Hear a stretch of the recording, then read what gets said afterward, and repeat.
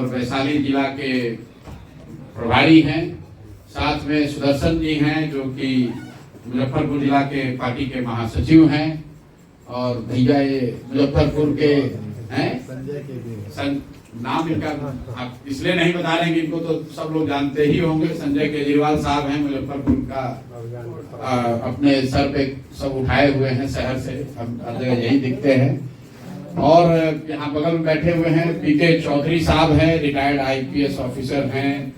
इनके पिताजी यहाँ स्वतंत्रता सेनानी थे और 2 बार के विधायक भी रहे हैं। हमारे अफरोज साहब हैं, अफरोज मुखिया, ये भी संगठन के यहाँ वरीय साथी हैं। कुछ और साथी हैं जिनका परिचय मैं करा देता हूँ। यहाँ के मुख्य प्रवक्ता इनका परिचय नहीं करा रहे हैं, मीडिया वालों से इनका आपका परिचय है। लल्लन यादव जी हैं जो मेरे साथ पटना से आए हैं, मुंगेर से हैं, एक IAS अफसर हैं और इनके पिताजी भी वहां से विधायक थे। और ये दंशराज में वरीय साथी हैं, उपाध्यक्ष है पार्टी के।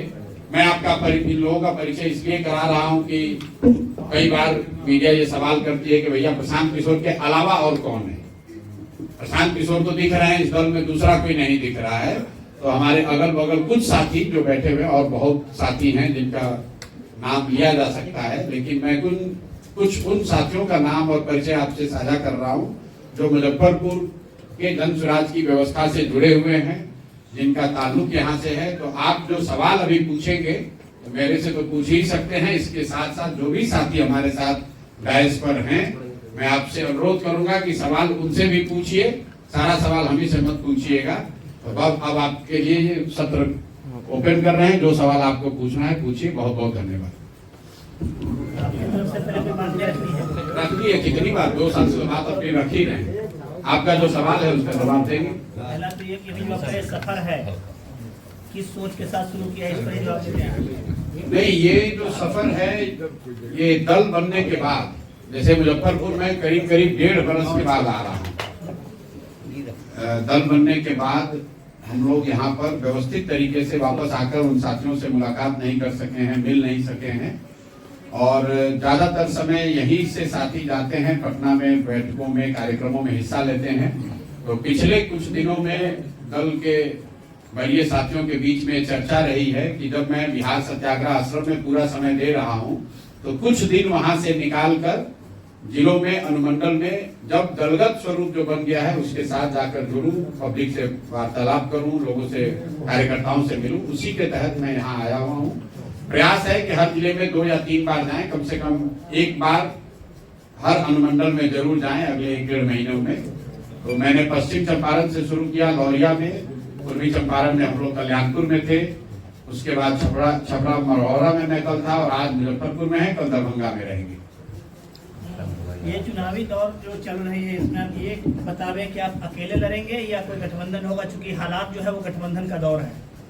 नहीं, गठबंधन का दौर तो आपके दिमाग में है ना। हम लोग तो जब से चल रहे हैं तब से यही कह रहे हैं कि 243 मतलब 243 जन स्वराज 243 सीट लड़ेगा। चुनाव से पहले भी कोई गठबंधन नहीं, चुनाव के बाद भी किसी तरह का कोई गठबंधन नहीं। एक सवाल सर, आप जब JDU में थे, प्रदेश के उपाध्यक्ष थे, और जो आप बार बार अटैक कर रहे हैं तेजस्वी पे, तेज प्रताप पे या राजद पे, कहीं ना कहीं उनको रिवाइव करने में आपका भी कुछ न कुछ श्रेय रहा है, क्योंकि उस समय आप JDU में थे और आप ही के प्रयास से ये गठबंधन बना था। तो उसके लिए कितना आप उसको क्या लेके क्या सोचते हैं आप? भाई, हर समय कालखंड की अलग परिस्थिति थी। 2014-15 में मैंने नीतीश कुमार की मदद की थी और उस गठबंधन में लालू जी की पार्टी भी उस समय थी। तेजस्वी और तेज प्रताप तो उस समय नहीं थे, लालू जी थे। लेकिन 2014-15 के जिस नीतीश कुमार और JDU की मैंने मदद की थी और 2024-25 के नीतीश कुमार, दोनों में जमीन आसमान का फर्क है। नेता के तौर पर, मुख्यमंत्री के तौर पर और व्यक्ति के तौर पर। जिस नीतीश कुमार की मैंने मदद की थी, प्रशासक के तौर पर, मुख्यमंत्री के तौर पर उनकी छवि थी कि बिहार में सुशासन आया है, कम से कम कुछ सुधार होता दिखा था। नीतीश जी की छवि ये थी कि अच्छी सरकार चल रही है जिसमें भ्रष्टाचार पर कुछ अंकुश लगा है, कुछ विकास शुरू हुआ है। और हमको बिहार की राजनीति से कोई बहुत लेना देना नहीं था। हम लोग तो यही चाहते हैं कि बिहार में तरक्की हो। नीतीश जी उस समय उन्होंने अपना पद छोड़ दिया था, नीतीश जी चुनाव नहीं हारे थे। नीतीश जी के दल को लोकसभा में झटका लगा था। नीतीश जी की पार्टी सिर्फ 2 लोकसभा जीती थी। उन्होंने पद से इस्तीफा देकर मांझी जी को मुख्यमंत्री बना दिया था। नीतीश बाबू नवंबर 2014 में हमसे मिलने दिल्ली आए। उनको किसी ने कहा था कि नरेंद्र मोदी का जो अभियान चला है ये करने वाला लड़का बिहार का है। जब नीतीश बाबू हमसे मिले तो मैंने उनसे यही आग्रह किया, एक तरह से सवाल भी किया कि आप बिहार के मुख्यमंत्री थे, जनता ने तो लोकसभा में जदयू को हराया है, आप मुख्यमंत्री पद क्यों छोड़ दिए? उनका ये जवाब था कि हमने इतना काम किया, इसके बावजूद जनता ने वोट नहीं दिया तो मेरा पद पे रहना नहीं बनता है। मेरा सुझाव ये था कि आप वापस मुख्यमंत्री पद पर रहिए और चुनाव लड़ने की जो बात है उसमें जो मदद हो सकती है वो हम लोग करेंगे।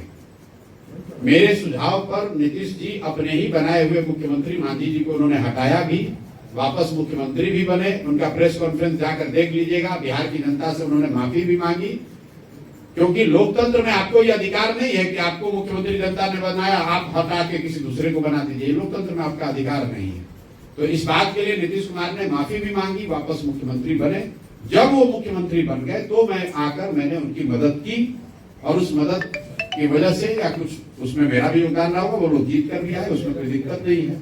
लेकिन आज जो नीतीश कुमार की सरकार है उसको करीब करीब लोग लालू जी के जंगल राज से भी बदतर मान रहे हैं। लोग बता रहे हैं कि लालू जी के टाइम में अपराधियों का जंगल राज था, अब आज जो नीतीश कुमार है ये अधिकारियों का जंगल राज है। दूसरी बात, नेता के तौर पर जिस नीतीश कुमार की मैंने 14-15 मदद की थी वो नीतीश कुमार थे जिन्होंने गैसन पश्चिम बंगाल में एक रेल दुर्घटना हुई थी। नीतीश बाबू तब रेल मंत्री थे। इन्होंने अपने पद से इस्तीफा दिया, वाजपेयी साहब ने इनका इस्तीफा मंजूर नहीं किया। तो नीतीश बाबू का पब्लिक स्टेटमेंट है, जाकर देख लीजिए। इन्होंने कहा कि मेरे पद पर रहते हुए अगर 200 से ज्यादा लोगों की मृत्यु हो गई तो मैं कैसे पद पर रहूंगा। आज वही नीतीश कुमार, कोविड में हजारों लोग उनकी दुखद मृत्यु हो गई और नीतीश कुमार घर से बाहर नहीं निकले। अंतिम जो राजनीतिक मोरालिटी की बात है, 14-15 में नीतीश कुमार चुनाव हारे नहीं थे, लेकिन फिर भी राजनीतिक मोरालिटी के आधार पर पद छोड़ दिया था। आज नीतीश कुमार 2020 में चुनाव हार गए हैं। 243 की विधानसभा में उनके 42 विधायक हैं, तो चुनाव तो हार गए हैं, लेकिन फिर भी कोई न कोई गठबंधन बनाकर, कभी राजद का लालटेन पकड़कर, कभी भाजपा का साथ लेकर पद पर बैठे हुए। तो जिस नीतीश कुमार का विरोध हो रहा है ये वो नीतीश कुमार है जिनकी राजनीतिक मोरालिटी खत्म हो गई है, जिनके सुशासन का जो तकमा लगा हुआ था वो कहीं हट गया है और सिर्फ उनकी प्राथमिकता आज कुर्सी पर बने रहना है, इसलिए उनका विरोध कर रहा है। एक अंतिम बात समझ लीजिए कि लोकतंत्र में, 1 मिनट खाली समझ लीजिए इस बात को। आप लोग ये जो सवाल करते हैं कि पहले मदद के थे, भाई लोकतंत्र में सपोर्ट, समर्थन, वोट 5 वर्ष के लिए है। चुनाव तो 5 वर्ष पर होता है ना। तो आपने एक बार जिसको वोट दे दिया फिर जीवन भर उसी को वोट देते रहिएगा। लोकतंत्र में ये कहा गया है कि आपका जिस नेता पर, विचार पर, दल पर भरोसा है उसके साथ खड़े होइए, उसको वोट दीजिए। लेकिन अगर वो दल, वो नेता आपके आशा के अनुरूप काम न करे तो नागरिक होने के नाते आपकी ये जवाबदेही है कि जिस मजबूती से आपने उनकी मदद की है उसी मजबूती से उनका विरोध भी कीजिए, वरना तो लोकतंत्र ही खत्म हो जाएगा। एक बार आपने नीतीश को वोट दे दिया, मोदी को वोट दे दिया, आप जीवन भर उसी को वोट देते रहिए। नहीं, मेरा सवाल ये था कि आरजेडी को फिर से खड़ा करने में कहीं ना कहीं आपकी भूमिका रही, क्योंकि आपने गठबंधन बनवाया। हमारी भूमिका उस समय बिहार में नीतीश कुमार को वापस मुख्यमंत्री बनाने में थी, बिहार में एक अच्छी सरकार चले इसमें थी, बिहार में 7 निश्चय का प्रोग्राम बने इसमें थी। उसमें अगर आरजेडी को कुछ फायदा हो गया, रिवाइव हो गए, तो ये उनकी किस्मत है।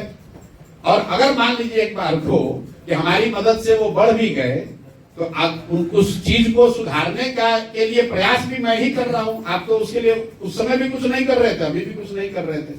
अगर 15 को मेरी गलती मान भी लीजिए तो भी 25 में उसको सुधारने के लिए अपने जीवन का सब कुछ दांव पर लगाकर मैं ही तो प्रयास कर रहा हूं। जब बिहार विधानसभा चुनाव में जातीय किस्म को कैसे तोड़ेंगे, चर्चा क्या शुरू हुई कि राघोपुर से प्रशांत किशोर लड़ेंगे, तो सोशल मीडिया पर रिएक्शन आने लगा कि 42%, 32% यादव और इलाका उनकी जमानत जब्त हो जाएगी। ऐसे लगातार भाई जमानत तो किसी की कहीं से जब्त हो सकती है। जातीय समीकरण, पहले बात तो आप ये समझ लीजिए कि राघोपुर के बारे में हमने क्या कहा। हमसे सवाल पूछा गया कि आप क्या चुनाव लड़ेंगे, तो मैंने कहा कि पार्टी से ऊपर कोई नहीं है। पार्टी अगर तय करेगी कि मुझे चुनाव लड़ना है तो चुनाव लड़ेंगे। पार्टी अगर तय करेगी कि राघोपुर से लड़ना है तो लड़ेंगे चुनाव, चाहे जमानत जब्त हो जीते हो तो बाद में तय होगा ना। और कोई भाई जाति का सवाल पिछले 2.5 बरस से बोलते बोलते हमारे कंठ में गांठ पड़ गया। मतलब मुजफ्फरपुर से जो आपके सांसद जीत कर गए हैं उनको वोट पड़ा है कि मोदी जी को वोट पड़ा है? लोगों ने तो मोदी जी के नाम पर वोट दिया है। तो मोदी जी के जाति का कितना आदमी बिहार में रहता है? जो मुसलमान साथियों ने राजद को वोट दिया है, क्या वो लालू जी के जाति के लोग हैं? भाई बिहार में भी उतनी ही जाति है जितना आंध्र प्रदेश में है, कर्नाटक में है, गुजरात में है। ये आप लोगों ने एक धारणा बना ली है कि ऐसा लगता है कि सिर्फ बिहार में ही जाति है। क्या वोकालिका लिंगायत कर्नाटक में इंपॉर्टेंट नहीं है? क्या क्षत्रिय और पटेल गुजरात में नहीं है? खम्मा रेड्डी आंध्रा में नहीं है? मराठा कुंबी महाराष्ट्र में नहीं है? आप कितनी जगह की राजनीति का अध्ययन आपने किया है? कोई ऐसा राज्य नहीं है जहां जातियों की थोड़ी बहुत प्राथमिक बहुलता ना हो, उनका महत्व ना हो। जब आप राजनीति कर रहे हैं तो समाज में जो भी बात है वो राजनीति में भी दिखेगा। समाज में जाति है तो राजनीति में जाति दिखेगी। समाज में भ्रष्टाचार है तो राजनीति में भ्रष्टाचार दिखेगा। समाज में हिंदू मुस्लिम सांप्रदायिकता है तो राजनीति में भी दिखेगा। इसका मतलब ये थोड़ी है कि कोई राजनीति में प्रयास नहीं करेगा। आपने एक रोडमैप तैयार किया होगा, पॉलिटिकल रोडमैप तैयार किया होगा कि बिहार का डेवलपमेंट आप कैसे करेंगे, वो रोडमैप क्या है आपका? रोड मैप रोज बता रहे हैं, और जो हम लोग कह रहे हैं कि जन स्वराज आएगा तो 5 चीज हो जाएगा, वो उसी रोड मैप का समरी है। पहला रोड मैप का पहला हिस्सा ये है कि 15 साल से कम उम्र के बच्चों को इतनी अच्छी पढ़ने की व्यवस्था कर दी जाए कि वो व्यवस्था पर आगे चलकर बोझ न बने। और हम लोग का ये भी मानना है कि बिहार की शिक्षा व्यवस्था को सुधारने में कम से कम 5 से 10 साल लगेगा, लेकिन बच्चों की पढ़ाई तो अभी सुधरनी चाहिए। तो जन स्वराज ने कहा कि जब तक सरकारी व्यवस्था नहीं सुधरेगी तब तक लोगों को ये विकल्प है कि वो अपने बच्चों को प्राइवेट स्कूल में पढ़ाएं और उसका फीस सरकार भरेगी। ये लोगों का भ्रम है कि सरकारी विद्यालय फ्री है। सरकारी विद्यालयों को चलाने में सरकार को 60,000 करोड़ रुपया लगता है, फ्री में कुछ नहीं है।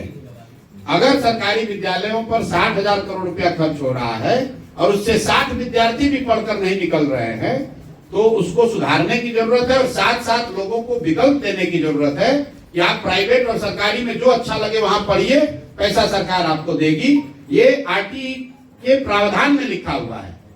जो राइट टू एजुकेशन का बिल आया यूपीए के टाइम, उसमें ये लिखा हुआ है कि जहां पर भी सरकारी विद्यालय नहीं है वहां सरकार की जिम्मेवारी है कि प्राइवेट विद्यालय का फीस सरकार भरे। तो ये चीज हम लोग पहली बात कह रहे हैं। दूसरी बात हम लोग ये कह रहे हैं कि जो व्यक्ति युवा है, जो एक बार अब स्कूली शिक्षा से ऊपर बढ़ गया, अब यहाँ शिक्षा व्यवस्था सुधर भी जाए तो उसकी दशा नहीं सुधर सकती है। अब वो वापस जाके पढ़ नहीं सकता है। उसकी जिंदगी सुधारने के लिए जन स्वराज कह रहा है कि हम उन्हें पूंजी मुहैया कराएंगे। पूंजी कहां से आएगा ये भी मैंने बताया कि अगर बिहार में बैंकों का सीडी रेशियो 40 से बढ़ाकर 70 कर दिया जाए तो करीब करीब 2.5 लाख करोड़ रुपया एक्स्ट्रा पूंजी लोगों को हर साल उपलब्ध हो जाएगी। तीसरी बात हम लोगों ने कहा कि यहाँ के किसानों की स्थिति को सुधारने के लिए मनरेगा को कृषि से जोड़ा जाए ताकि किसानों को मजदूर फ्री में मिले, मनरेगा के तहत मिले, वो अपने फसल में अपने खेत से बेहतर प्रोडक्टिविटी हासिल कर सके। चौथी बात हम लोग महिलाओं के लिए कह रहे हैं कि आपको सरकारी गारंटी पर बैंक से कर्ज दिलाया जाएगा जिस पर सिर्फ आपको 4% सालाना ब्याज लगेगा। इसका मतलब क्या है कि बजट से सिर्फ 6,000 करोड़ रुपए के खर्चे पर करीब करीब 1 लाख करोड़ रुपया का लोन यहाँ के महिलाओं को, युवाओं को दिलाया जा सकेगा रोजी रोजगार के लिए। और अंतिम बात हम लोग क्या कह रहे हैं कि 60 वर्ष से ज्यादा उम्र के हर महिला पुरुष को 400 के बजाय 2,000 रुपया मासिक पेंशन दिया जाएगा। दिव्यांग और विधवा उसमें शामिल हैं। हम लोग जो 5 बात बता रहे हैं इसका बजट भी बता रहे हैं, कहां से पैसा आएगा ये भी बता रहे हैं और पूरा उसका प्राकल्प बता रहे हैं। ये नहीं कह रहे हैं कि हम आएंगे और 2,500 रुपया सबको दे देंगे। मान लीजिए कि अभी आरजेडी ने कहा कि हम आएंगे तो सारी महिलाओं को 2,500 रुपया देंगे, अब सबके पास मोबाइल है, उसमें कैलकुलेटर है, जरा जोड़िए। अगर बिहार में रहने वाली 6 करोड़ महिलाओं को, अगर बच्चों को हटा भी दीजिए तो करीब 5 करोड़ महिलाएं होंगी। 5 करोड़ महिलाओं को अगर आप 2,500 रुपया महीना देंगे तो एनुअल बजट आएगा करीब करीब 1,55,000 करोड़। बिहार का योजना बजट जो है वही है 1 लाख करोड़। 1 लाख करोड़ के योजना बजट से आप 1.5 लाख करोड़ रुपया कहां से पैसा दे दीजिएगा? तो पहले से मालूम है झूठ बोल रहे हैं, लेकिन ना आप सवाल पूछ रहे हैं ना वो जवाब दे रहे हैं। इसमें कोई गुणागणित नहीं है। बिहार का बजट है 3 लाख करोड़, उसमें योजना मद में अवेलेबल बजट है 1 लाख करोड़, और आप कह रहे हैं कि एक योजना में 1.5 लाख करोड़ रुपया देंगे। तो पहले ही ये स्वीकार कर रहे हैं कि आप गलत बोल रहे हैं सबको, और कोई सवाल नहीं कर रहा है। एक दूसरा सवाल, जैसा कि आपने मनरेगा की बात चर्चा की है, मनरेगा में जो वेज रेट जो है वो अब काफ़ी कम हो गया है। बनस्पत मार्केट के उनको 245 रुपया अभी भी मिल रहा है, मार्केट में उनको 400 से 500 के बीच में मिल रहा है। एक बार फिर से पलायन काफ़ी तेज हो रहा है मजदूरों का, इसको लेकर क्या प्लानिंग है? देखिए, ऐसा है कि पहली बात तो आप ये समझिए कि ये जो थियोरेटिकल बात आप लोग बताते हैं कि बिहार में मजदूरी 300 रुपए है और मनरेगा 245 है, बिहार में आज भी 80% लोग, फिर से लिख लीजिए इसको, 80% लोग दिन में 100 रुपया नहीं कमाते हैं। 100 रुपया नहीं कमाते हैं। कहां 245 रुपया कौन कमा रहा है यहाँ? अगर 245 रुपया कमाएंगे तो प्रति व्यक्ति आय यहाँ पर 75,000 होना चाहिए। प्रति व्यक्ति आय बिहार में 34,000 रुपए है। अगर पटना और बेगूसराय को हटा दीजिए तो प्रति व्यक्ति आय यहाँ पर 25,000 रुपया से कम है। तो ज्यादातर लोग 100 रुपया दिन का नहीं कमा रहे हैं। जहां तक आपने बात कही कि मनरेगा में 245 है, अन्य राज्यों के मुकाबले कम है। केरल में मनरेगा का रेट अभी 700 रुपया कर दिया है और यहाँ पर 245 दे रहा है। उसकी एक वजह यह है कि मनरेगा का जो यूटिलाइजेशन है बिहार सरकार का वो इतना कम है, पिछले वर्ष में 39%। तो 100 में 60 रुपया तो हम लोग दिल्ली से लेकर ही नहीं आए, और जो पैसा आया उसमें 40% कमीशन कट रहा है, वो आप लोग को हमसे बेहतर मालूम है। अगर मनरेगा का जो बिहार का पूल है उतना पैसा ले लिया जाए और उन मजदूरों को बेकार का ये मिट्टी काटने और एसेट क्रिएशन के नाम पर उनको बंदरबाट न किया जाए, किसानों को एलोकेट कर दिया जाए, तो किसान तो उन मजदूरों का उपयोग करेंगे, उससे उन मजदूरों को पलायन नहीं करना पड़ेगा। और किसानों की जो बड़ी समस्या है मजदूरों के न होने की, यहाँ पर नकदी फसल की खेती क्यों नहीं हो रही है, उसमें सबसे बड़ी समस्या है मजदूरों की अनुपलब्धता। तो इसीलिए हम लोग कह रहे हैं कि जो किसान भी नकदी फसल की खेती करेगा उसको मनरेगा के तहत मुफ्त मजदूर दिया जाएगा। इससे रोजगार बढ़ेगा, मनरेगा के फंड का यूटिलाइजेशन हो पाएगा, इससे करप्शन कम होगा और किसानों को बड़े पैमाने पर लाभ होगा। हो गया भैया?